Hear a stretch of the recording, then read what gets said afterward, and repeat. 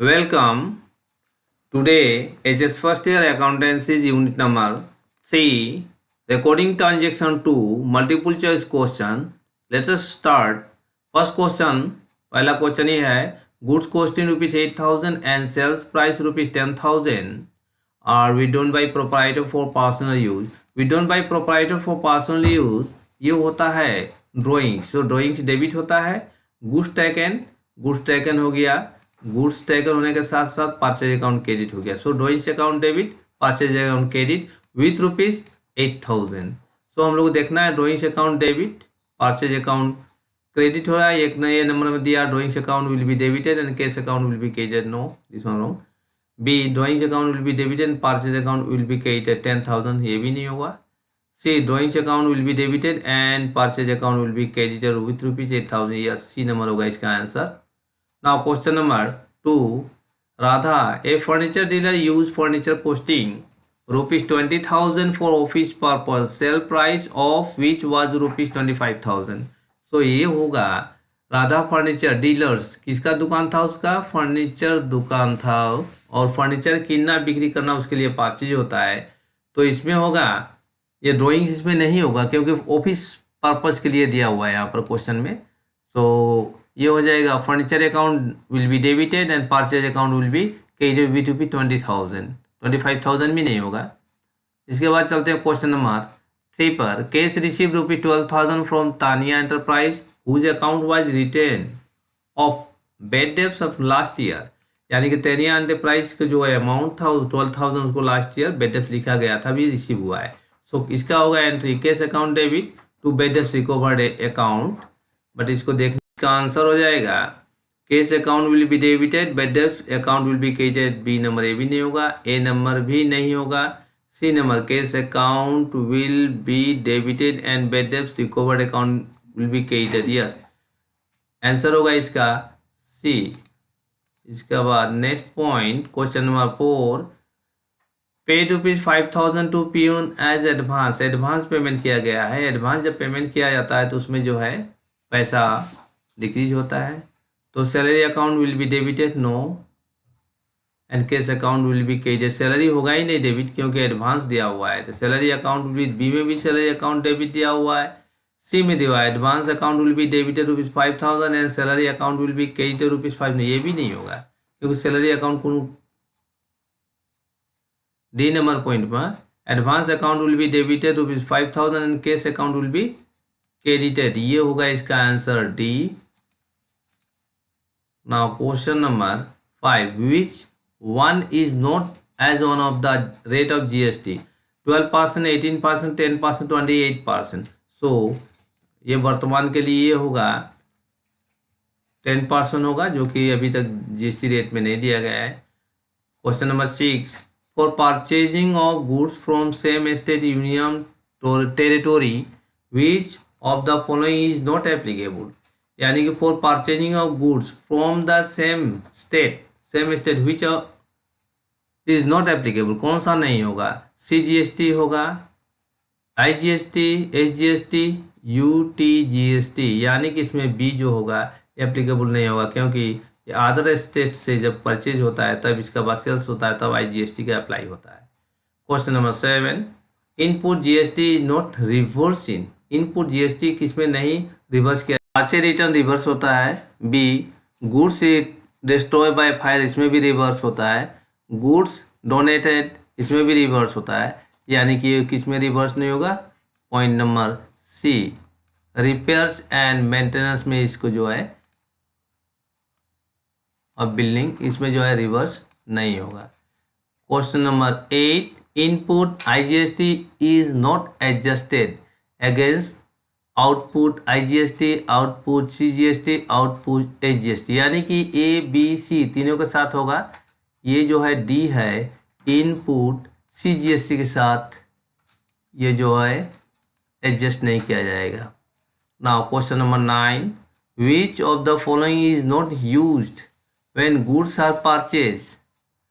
जब goods purchase किया जाता है उस समय यूज नहीं किया जा सकता है. कौन सा इसमें से? A input CGST, B output CGST, C input SGST, D input IGST, यानी कि which of the following is not used when goods are purchase.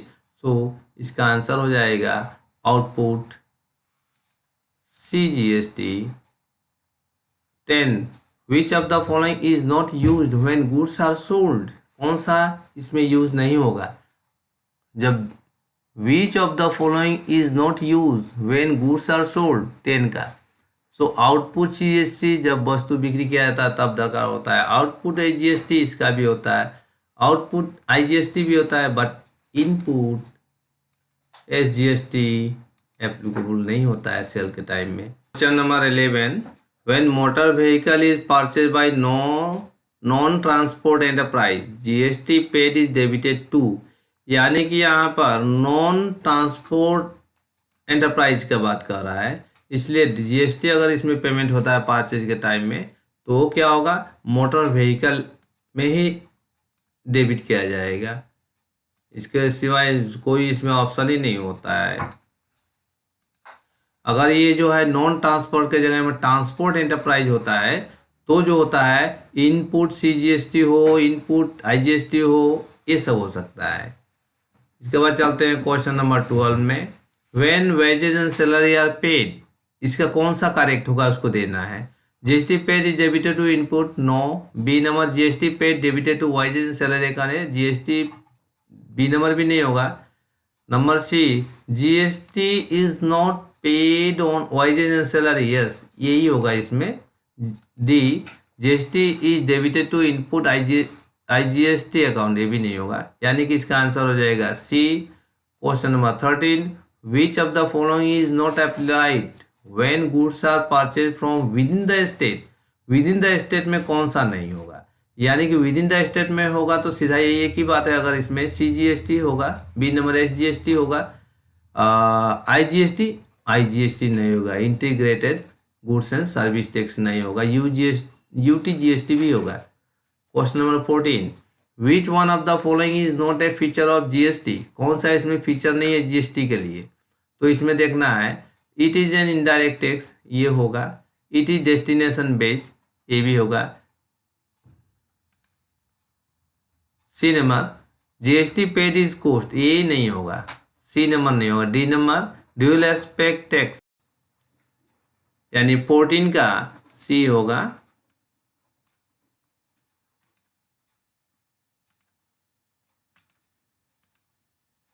Now question number 15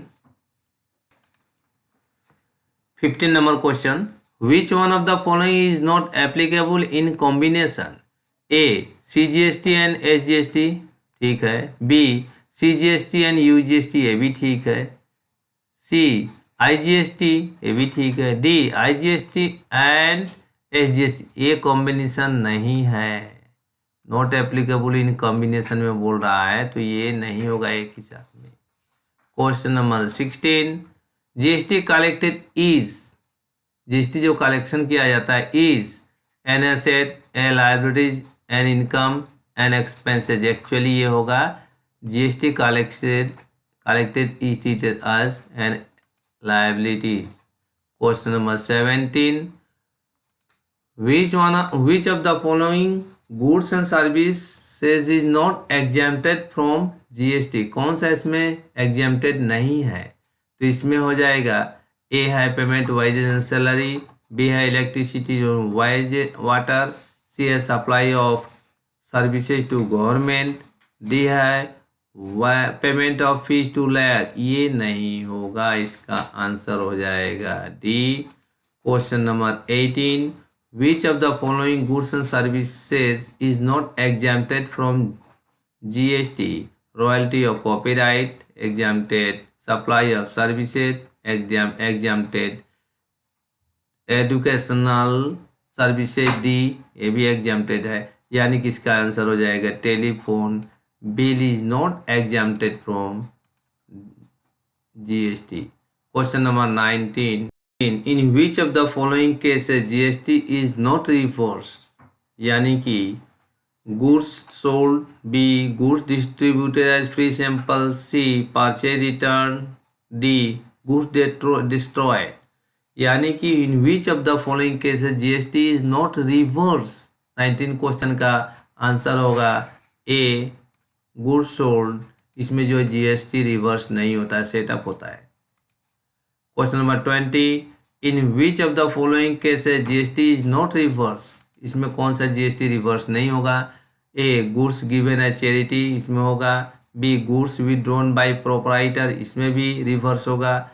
goods lost, C goods lost, इसमें भी होगा। यानी कि D में होगा goods purchase, इसमें रिवर्स नहीं होगा। Question number 21, in which of the following goods and services GST can be set up, setup जो होता है ये क्या होता है? इसमें मतलब कि परचेज के टाइम में जो जीएसटी होता है, सेल के टाइम में जीएसटी के साथ उसका क्या होता है, सेटअप किया जाता है, वो चीज़ बता रहा है यहाँ पर। A payment of health insurance, B repairs and maintenance of building, C expenditure on food and beverage, D payment of electricity bill. ये जो होगा कैन बी सेटअप किया जा सकता है, डी इसका आंसर होगा।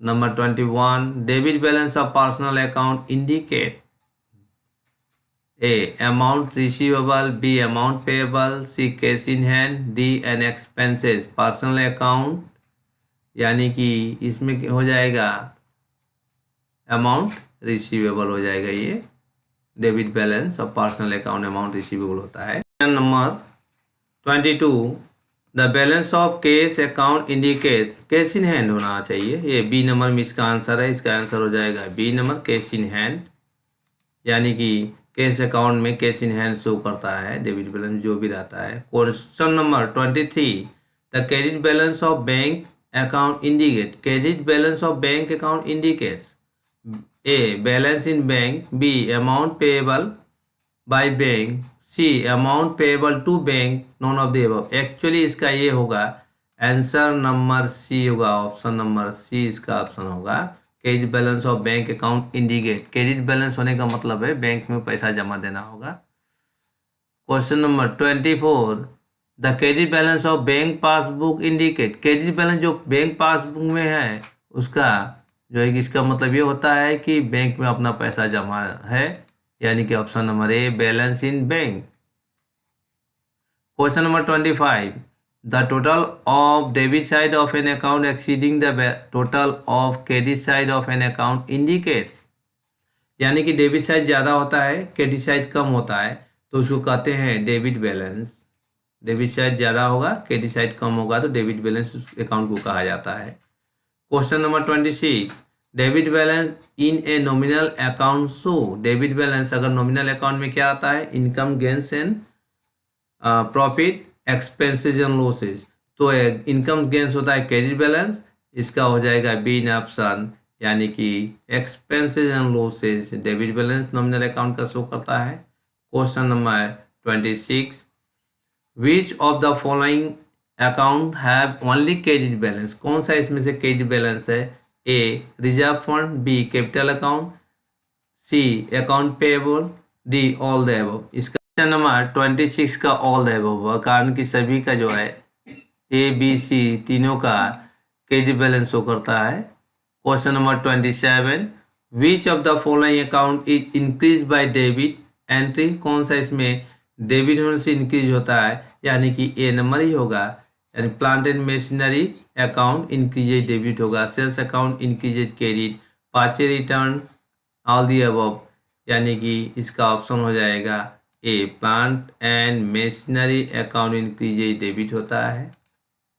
Now question number 27, which of the following account is decrease by debit entry, यानी कि इसमें डिक्रीज जब डिक्रीज होता है तो डेबिट होता है। ए सैलरी अकाउंट, ए नहीं होगा, बैंक अकाउंट नहीं होगा, सी कैपिटल अकाउंट, यानी कि सी कैपिटल अकाउंट जो है कि डिक्रीज अगर होता है तो डेबिट होता है, यानी कि सी हो जाएगा इसका आंसर 27 का।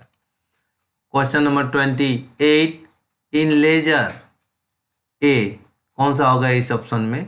Only personal account are maintain, B only nominal account are maintain, C only real account are maintain, D all the personal real nominal account are maintain. So In ledger, all the accounts are maintained. Personal, real, nominal. So, option number D. Now, question number 29. A ledger is a book. A ledger is a option. A book of original entry, B को book of final entry. Yes, यानी कि इसका option number B होगा, books of final entry. इसके बाद 30, when all transactions related to an account are collected at one place, it is known as A trial balance, B journal, C ledger, D balance sheet। यानी कि 30 का answer होगा option number C, laser कहा जाता है। Question number 31, the process of transferring the debit and credit item from a journal to their respective account in the ledger is term as, इसको कहते हैं पोस्टिंग। और ऑप्शन देखना ही नहीं है, पोस्टिंग दिया हुआ है। Question number 32, the technique of finding the net balance of an account after considering the total of both debit and credit appearing in the account is known as, यानी कि finding of debit and credit का जब total जो है कि balance को हम लोग निकाला जाता है, उसको क्या कहते हैं? उसको कहते हैं B number, balancing of an account कहते हैं। यानी question number 33, which of the following occur first, यानी कि इसमें से कौन सा पहले आता है? यानी कि पोस्टिंग पहले आता है। Question number 34, the word to balance B D brought down and by balance brought down are recorded in particular column at the time of posting. इसको होगा किस समय होता है? ये होता है ओपनिंग एंट्री, ओपनिंग एंट्री के समय होगा। इसको याद रखना है, ये बहुत इंपॉर्टेंट है। लास्ट क्वेश्चन आज का सेशन का 35, amount of sale can easily be ascertain from, यानी कि सेल्स अकाउंट से जो है कि sales can be ascertain. So आज का सेशन कितना, अगर अपने